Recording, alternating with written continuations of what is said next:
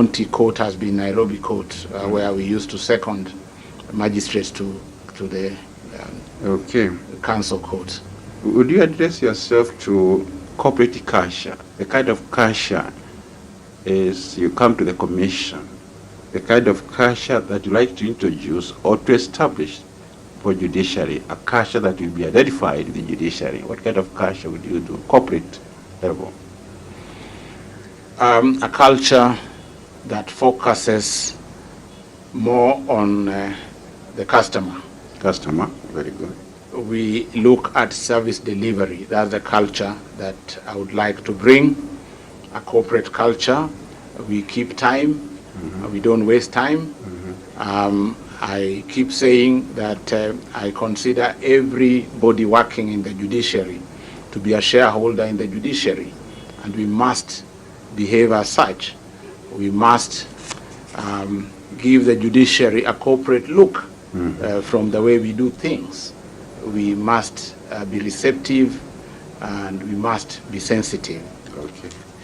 Just before I head up, Madam Chair, Honorable Judge, I heard that you were allowed, is it 6 hats or 5 hats? I don't know how you're able to do those.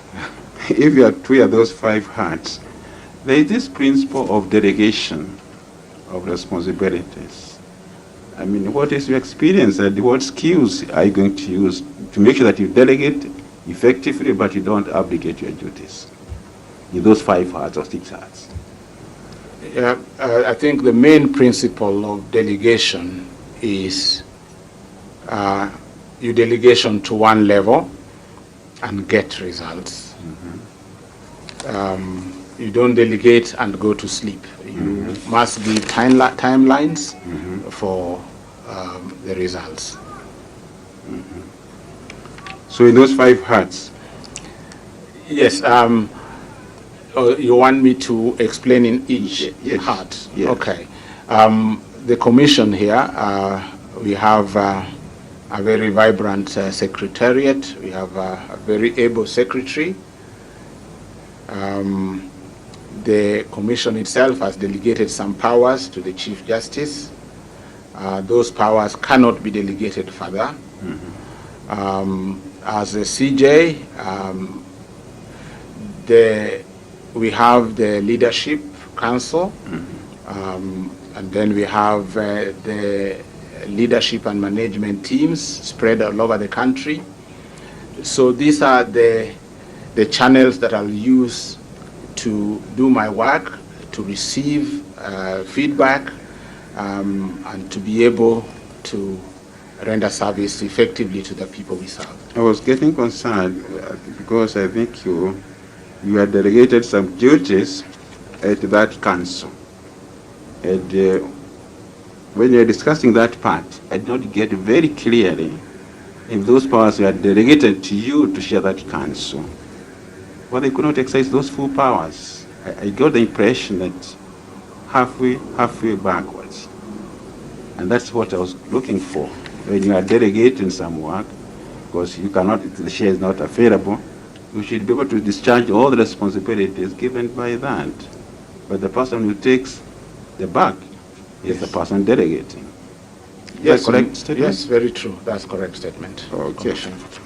Now, the other issue I would like us to talk about is establishing a structured engagement with the other arms of government. With them? Sorry? Establishing a structured engagement with the other arms of government, even the public. Would you maybe spend 1 minute or so on how you establish those structured communication strategies with the other arms of government and other agencies for that matter? I see your question in 2 limbs, with the other arms and then with the consumers of our services. Yes. With the other arms, I said at the beginning that some of the challenges we are facing today would not have been there if we had structured channels of communication. Structured in the sense that the 3 arms of government must have a table where they sit. the arms function. Not to discuss merits and things to do with court decisions, because that belongs to the court. Although we are overly concerned about our independence, that we even fear having this table to sit with the three arms. We are overly concerned that there would be interference. I don't know how many cases come to the court from the executive or from parliament that would make us so overly concerned about this. It's less than 1% in my estimation. We should be concerned about the Wanjiko, the person who has this succession case that has been here for ages. We should be concerned about a land dispute that has been lying here for ages. And so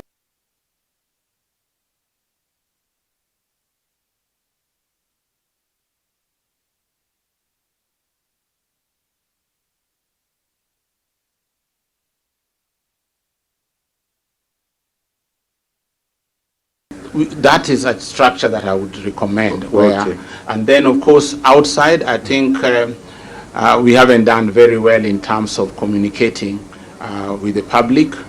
And so we are always misunderstood. We always rush to correct what we think has been misreported or the talk out there. We need to have a vibrant communication system.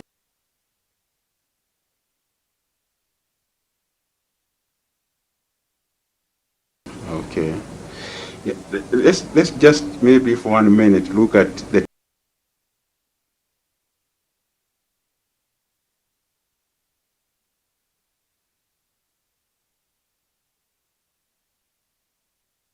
table you have talked about in terms of the arms of government.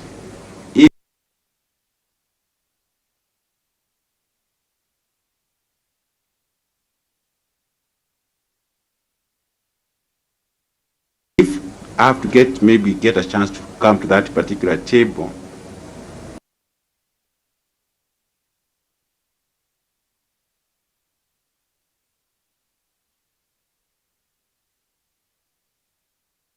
where the three arms are meeting, whom would I fight, or who would be sitting at that table? This table will be just the heads of those three branches. Maybe you could break down for us. Yeah, so there would be the head of state, who is the head of the executive branch, would have the two speakers for the other branch. And sorry, I'm doing the mistake people always do. Then I will say the judiciary last. I should have even started the judiciary, so that it's not seen as always being last. So the Chief Justice will be there on behalf of the judiciary at that level. Very good. I've been here for 2 years, and I saw that kind of that table more or less. I think last year when you had the soldier statement here, and the statement, the address was made, books were shared, nice photographs taken. As a chairperson of the commission, and even as a member of the judiciary, would you get concerned that after the report is made public, what happens? What follows? Given the reports to the two speakers, you as a chairperson of the commission, what do you make a follow-up on them? And if so, for what purpose?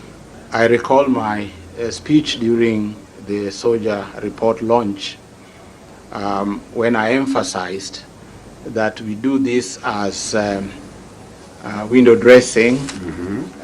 We have a beautiful glossy report. Parliament debates, we lose interest, we don't follow the debate. They make recommendations, we do not follow through. We wait for another year to do another soldier. And I was talking this in the context of the ombudsman being proposed in BBI. And I said one of the things Parliament had proposed in its report, having gone through, and they debated, if you look at the Hansard, they debated the soldier report the whole afternoon. and they made certain recommendations. But one, they said that the judiciary needs to now engage Parliament to enact a law that will address the issues that our ombudsperson was appointed to address. And I said, had we seized that moment, perhaps people would not have thought of an ombudsman in the BBI report. But there was a very concrete recommendation by Parliament that we need to legislate this office. And that brings me to my final observation. Then in that leadership council that you normally meet, those were not areas that you are of interest as a member of that council?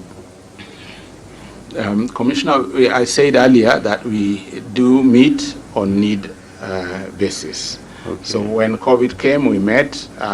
When things escalated recently, again we met. Mm-hmm. But these are things that ought to be discussed at that level. Thank you, Judge. Thank you, Chair. Thank you, Commissioner Gishohi. Commissioner Kosgei, please go ahead. Thank you, Chair. Good afternoon, Judge. Good afternoon, Commissioner. Mine will be 2-3 questions. And I'm going to start with customer service. The public are still not satisfied on the kind of service that we offer, and yet, basic things that are supposed to be done, which many institutions did long time ago, 20 years, 30 years ago, on customer service, the positioning of customer care desk, training of staff, and signages, as you said, even internally, even in the buildings. And it is a problem in this kind of situation that we are in, especially when institutions have moved ahead. They are now in ICT world. They are not still thinking of human intervention anymore. So I wanted to know what kind of reforms will you bring or introduce to provide high quality service that is effective and efficient to the public, because that is the person that we need to be, serving. And bearing in mind that you've been here for 34 years, what is this that stopped judiciary from introducing or improving on its customer service? And what are you bringing in as reforms now so that we will be at par with other institutions of government? Customer service and satisfaction starts with judicial work. We ought to be able to render our decisions as fast as possible. But I think the area you're concerned about is the soft ones, where you have a reception where litigants are directed. And I think this has been done in some courts. I've been to some courts and I've seen desks with the people, though I've also been to others where there are only desks. In the Court of Appeal, we are in the process of, had it not been for COVID, we were going to have screens to display which courts are hearing which matters before which judges. Something that runs like the one you see at the airport. We were also in the process, and it is something that we haven't given up on, even though COVID has come. Alerts, text alerts that we are doing closely with the ICT Directorate, where you are notified that your case is coming on a particular day.